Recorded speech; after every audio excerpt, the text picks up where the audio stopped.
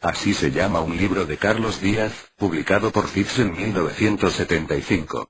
Recordemos que Díaz es un filósofo y ensayista que apostó por la proximidad entre el anarquismo y el personalismo de Emmanuel Mounier.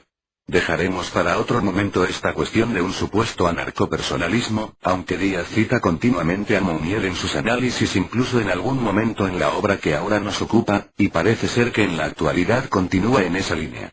Tal y como muestra su título, trata de recordar al autor del único y su propiedad sin caer en apologética alguna. Alguna voz, incluso supuestamente desde cierta posición libertaria, defenestra a Stirner acusándole de las mayores barbaridades y desconociendo o tergiversando su pensamiento.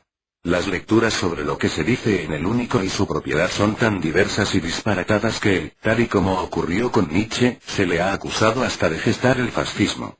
La polémica llega hasta hoy, cuando se acusa a Stirner de justificar el Estado liberal. Por el contrario, su obra empieza y acaba por demoler tanto el Estado como el liberalismo. Stirner distingue tres vertientes del liberalismo dentro de un mismo género. El político, que puede llamarse simplemente liberalismo, busca la libertad del Estado. El social, que busca lograr la libertad en el seno de la sociedad, y el humanitario, que atiende especialmente a la libertad del hombre.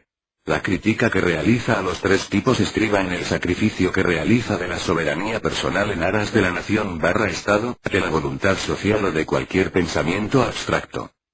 Como es sabido, Stirner aboga por buscar cada uno su bien en sí mismo e incluso puede entenderse que realiza cierta crítica a la enajenación del trabajo, cuando señala la deformación que supone para el obrero el progreso tecnológico en la sociedad industrial, aunque sus conclusiones son más bien antitéticas a las de cualquier autor socialista.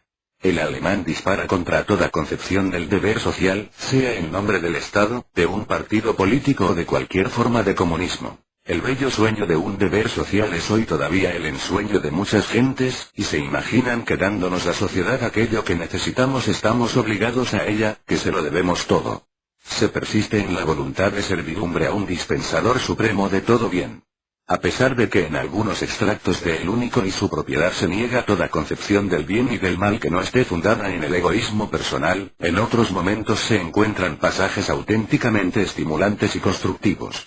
Así es cuando critica el antiguo maniqueísmo, el maquiavelismo de medios/fines, lo cual podría ser interpretable como que ya está apostando por una innovadora y sincera moral, o cuando critica una moralidad fundada en la legalidad, una mera fachada, una falsa devoción. En última instancia, Stirner considera que la moral es un invento de la burguesía, la nueva clase dominante. Por supuesto, perecerán las viejas concepciones de lo bueno y de lo malo, que son para Stirner las dos caras de la misma moneda, y nacerá una nueva moral fundada en el egoísta que no sucumbe ante ninguna fuerza externa. Carlos Díaz señala lúcidamente que no es posible arrojar a Stirner al vertedero de la historia cuando el mundo, tal y como está concebido, se basa en la hipocresía de falsas concepciones del amor entre pueblos y naciones. Cuando Stirner critica el principio del amor como mero alivio de las clases oprimidas, nos recuerda la concepción de Marx sobre la religión como opio del pueblo.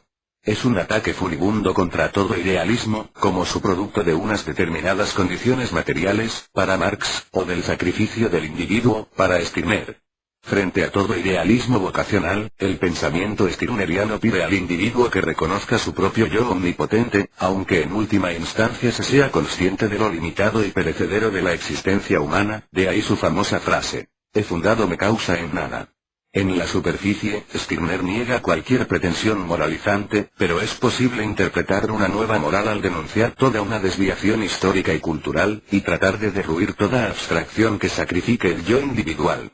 El altruismo, que Stirner naturalmente no niega en la práctica, aunque sí considera que nunca es desinteresado, no sería más que un egoísmo encubierto, un deseo de trabajar en primer lugar para uno mismo. Por supuesto, este punto de vista de Stirner resulta cuanto menos discutible desde muchos puntos de vista. Si consideramos dudoso que exista alguna esencia innata en el hombre, si aceptamos lo obvio de la necesidad de la asociación y la cooperación o al observar las diversas orientaciones antropológicas.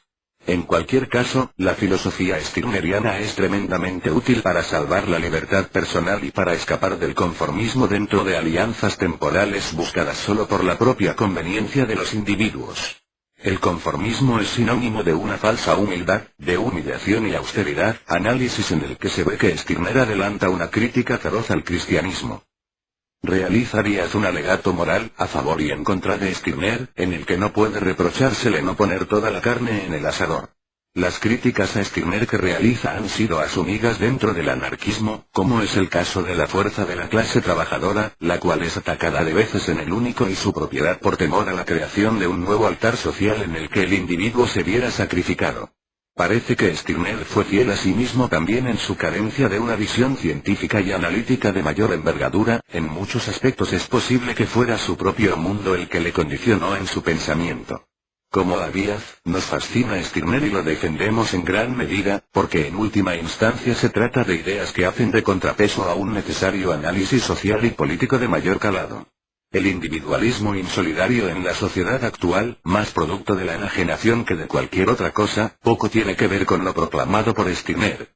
Precisamente, es deseable que cada individuo emprenda la búsqueda de una autonomía basada en una identidad en permanente construcción y cuestionamiento de toda fuerza externa que la enajene.